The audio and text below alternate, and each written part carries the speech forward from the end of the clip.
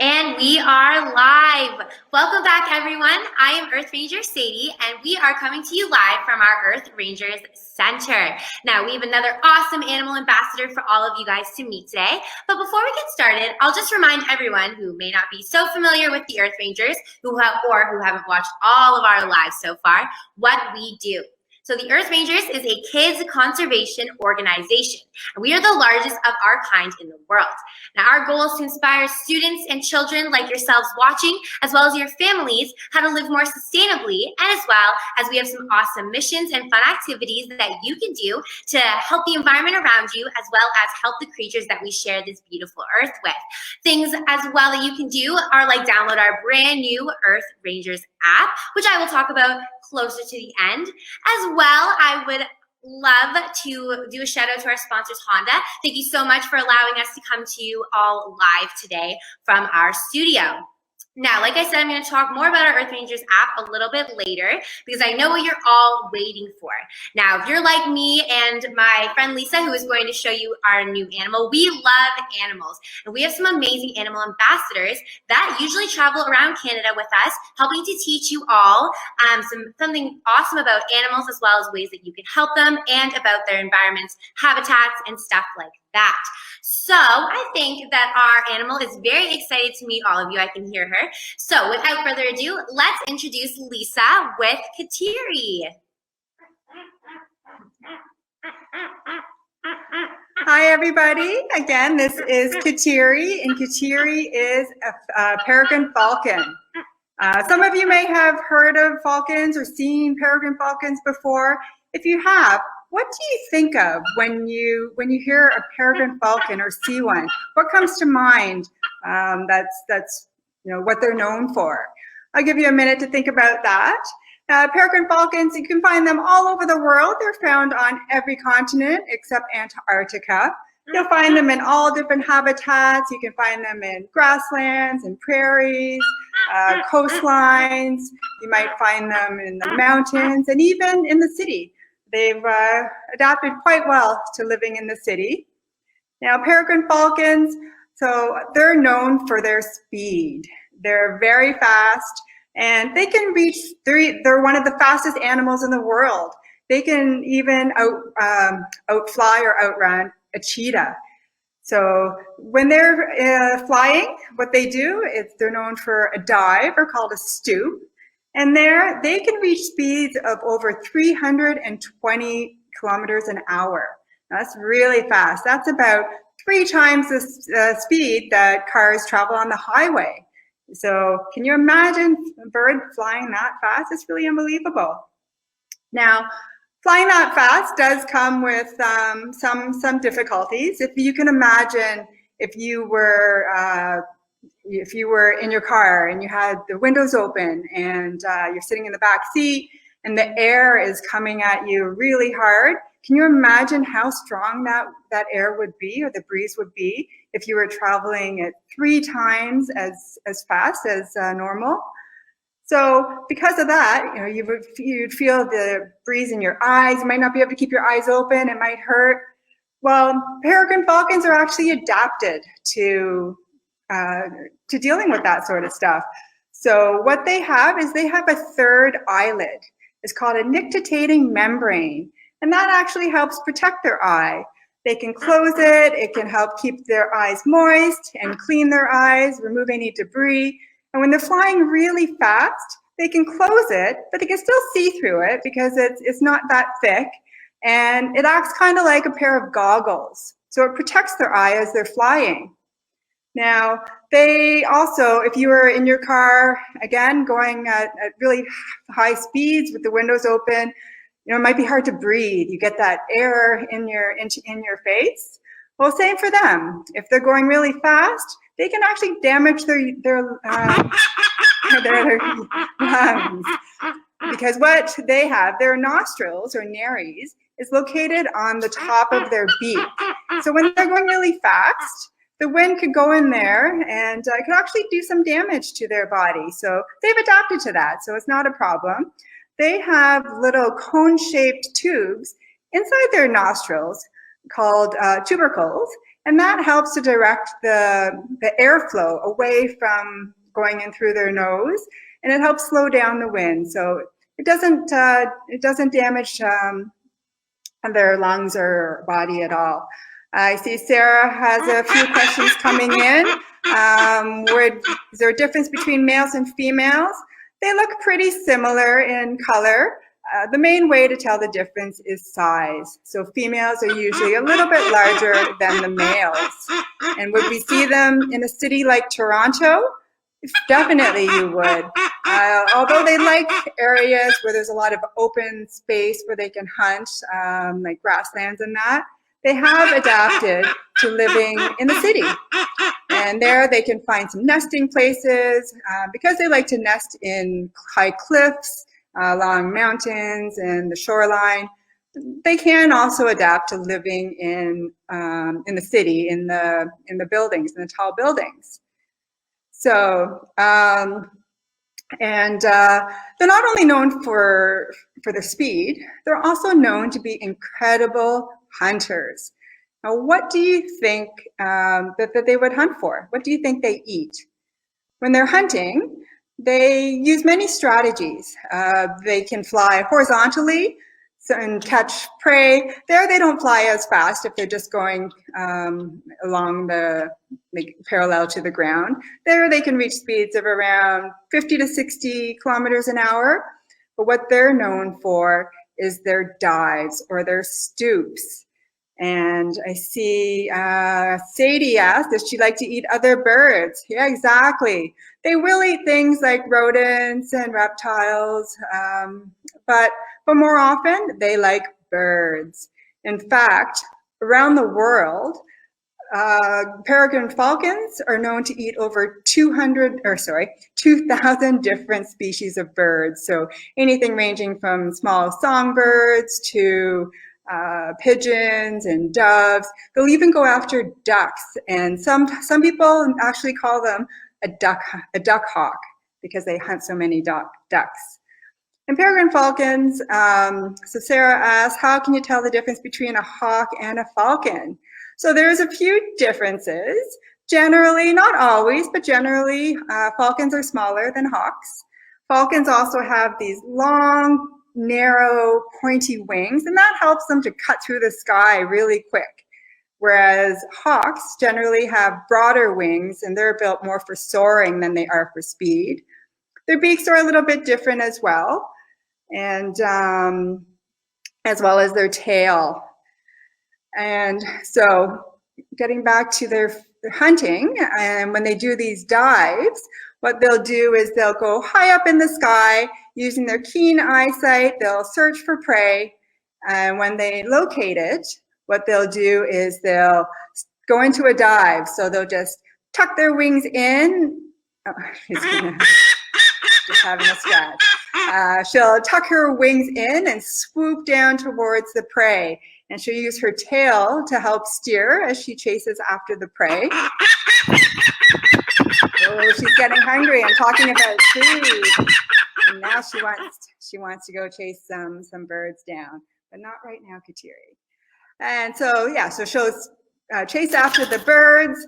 And then when she gets close, what she'll do is she can make a fist with her foot and actually punch the bird in the sky, knocking them down towards the ground. But they're fast, so they can loop back around and grab the bird before they even hit the ground.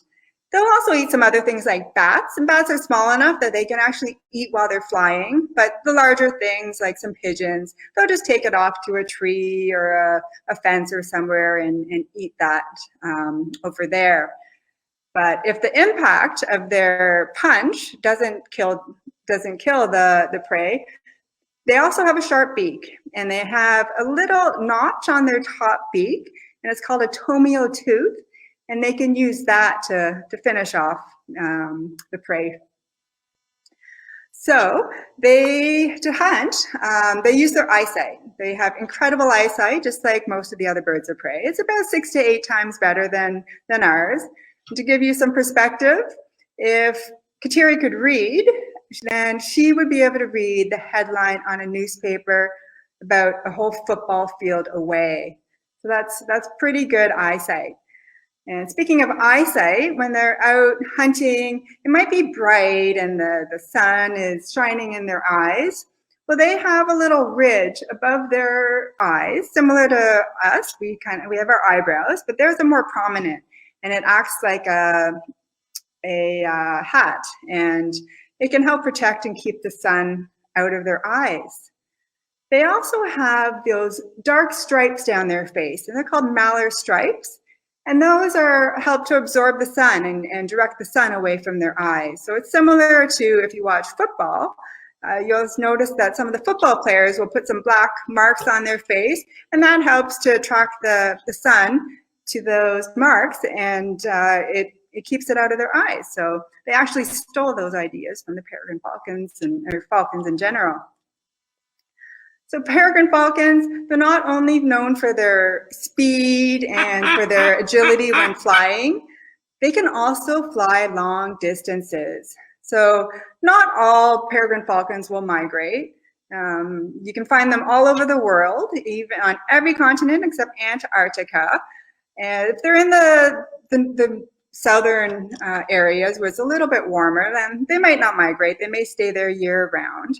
But for the northern ones, similar up around the Arctic tundra, those ones will migrate, and they can migrate pretty long. They'll fly all the way down to South America, and that can be over 25,000 kilometers. So that would be like traveling across Canada back and forth. That's about how much flying the northern peregrines will do in a year. So their Latin name, peregrinus, actually means wanderer. So they think that it might have to do with because they travel so far when they migrate. So let's see if I have any questions. Okay, so if you have any questions, just feel free to write them in there, and I'll try and get to most of them as much as I can.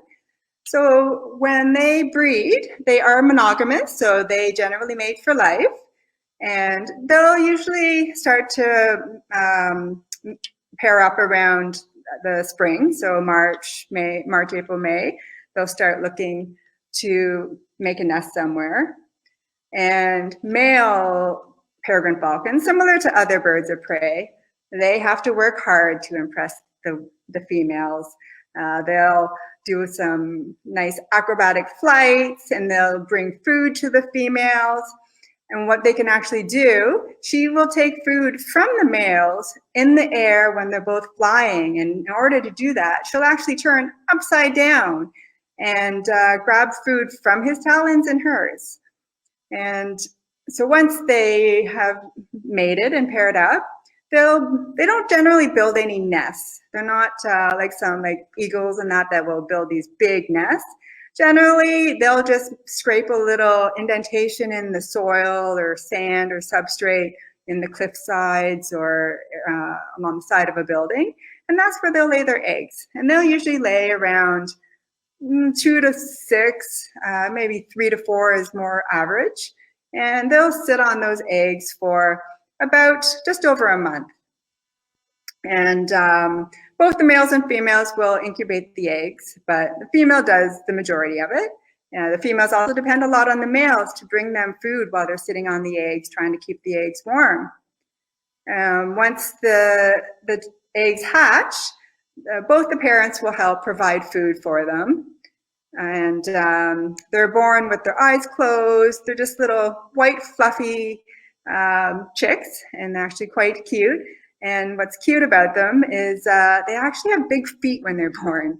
Their feet are larger in proportion to their body, but they'll grow into them eventually. And adults, they'll rip up pieces of meat to feed to their babies for the first little while. And then eventually they'll start flying or fledging on their own. And they'll stay with their parents for a few months, learning how to hunt and all those techniques. So I see there's a few questions. So Sarah asked how old Kateri is and how old do they get. So Kateri is 10 years old. So she's still quite young. In captivity, they can live around 15 to 20 years. And are they endangered? So that is a very good question. So they currently are not, but they were at one point. Back in the 50s to 1970s, we nearly lost peregrine falcons in Canada. And it was due to a pesticide called DDT, which was sprayed in the agricultural fields to control insects. So small birds would eat the insects that were contaminated with DDT, and then birds like Kateri would eat those small birds, and then they themselves would be ingest it. And unfortunately, it started affecting their eggs. So when they were laying eggs, they were thin-shelled and they were weak, and they would break when the parents would sit on them. So unfortunately, their numbers started declining, and with almost no chicks hatching, it wasn't long before peregrine falcons, we realized that there was a problem with it. So the government stepped in and took action, as well as some environmental groups, and they did things like they banned the use of DDT in the 1980s, and they set up some captive breeding programs to hatch and release some chicks. They also set up some nest protection initiatives to help make sure that their nests weren't getting disturbed. And the great news is it worked. Peregrine falcons made a full recovery here in Canada and were eventually removed from the endangered species list in 1999. So that's just proof that we can make a difference, and it's never too late to make a change. Melanie is asking, how fast can they fly? So when they fly just straight distances, just horizontal distances, it's around 55, 65 kilometers an hour. But when they're in the dive or their stoop, they can reach speeds of around 320 kilometers an hour. So that's faster than a cheetah can run. Charlotte Ann mentioned that Liam also mentioned that it happened with ospreys. Yeah, it also happened with the bald eagles. Bald eagles were similar, except they were eating rodents and other prey that were infected with DDT, and their numbers also crashed. And they've come back as well, and they were also removed from the endangered species list. So it's quite a good story, knowing that you can make a difference. So is there any other questions? Doesn't look like it. So I guess I will pass it back to Sadie, and she'll tell you a little bit about the app.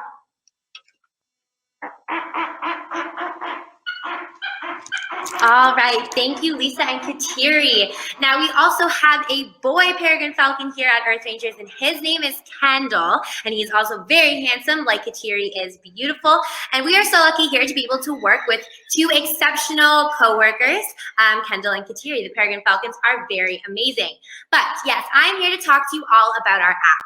Now, the Earth Rangers app is where kids go to save animals. It is free to join and to download. All you have to do is download the app first from the Google Play Store or the App Store to start your animal saving journeys. Now, I happen to have the app already, so I'll give you a quick look. That is what mine looks like. So you have your own avatar, and you can decorate your avatar however you want. And sometimes when you use special codes, you'll actually unlock some very cool features and outfits that your Earth Ranger avatar can wear.